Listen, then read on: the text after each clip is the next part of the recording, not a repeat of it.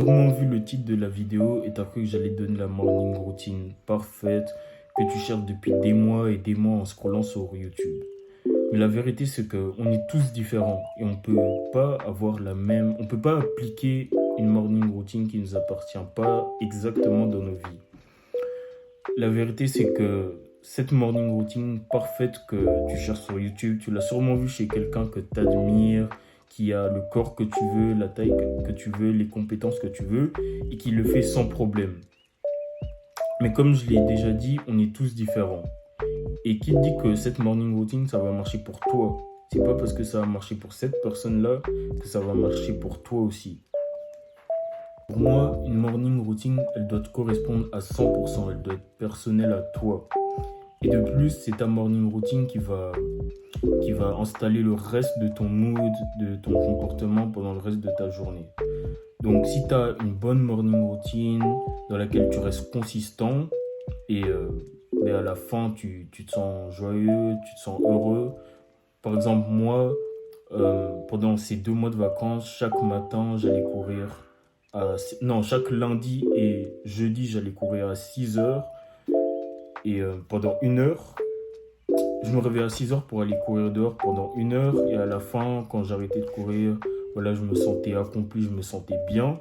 Voilà, ça c'était une partie de ma morning routine. Et après, pendant le reste de la journée, je me sentais bien. Ça va être la même chose avec les éléments de ta morning routine.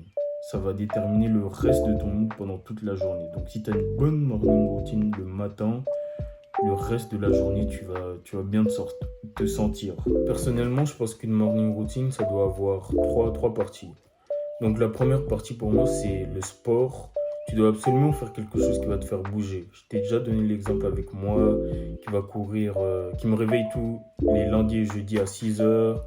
Vers 6h50, je sors de la maison, je vais courir de 7 heures à 8 heures, donc pendant 1 heure.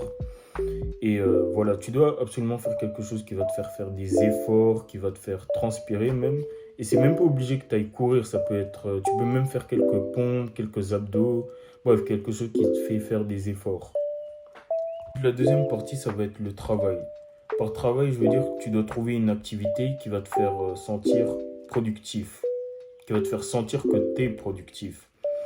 Donc, ça sera mieux de le faire le matin parce que le matin, tu vas voir, tu vas peut-être, tu auras un gros travail et ce gros travail, tu peux le finir en peut-être 2 heures alors que si tu n'avais pas consacré ce temps pour faire ce travail dans ta morning routine, tu aurais peut-être pris 1 semaine, 2 semaines à le faire.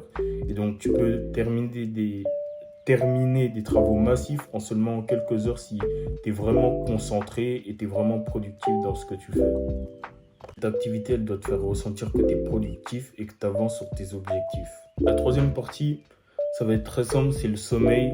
Je te conseille de te lever 1 heure ou 2 heures avant l'heure à laquelle tu te réveilles normalement. Par exemple, si tu te réveilles allez, à 10 heures, 9 heures, si tu te réveilles à 9 heures, pour ta morning routine, réveille-toi à 8 heures, 7 heures. Et bien sûr, je sais que ça fera bizarre au début de te réveiller plus tôt que tu as l'habitude de le faire.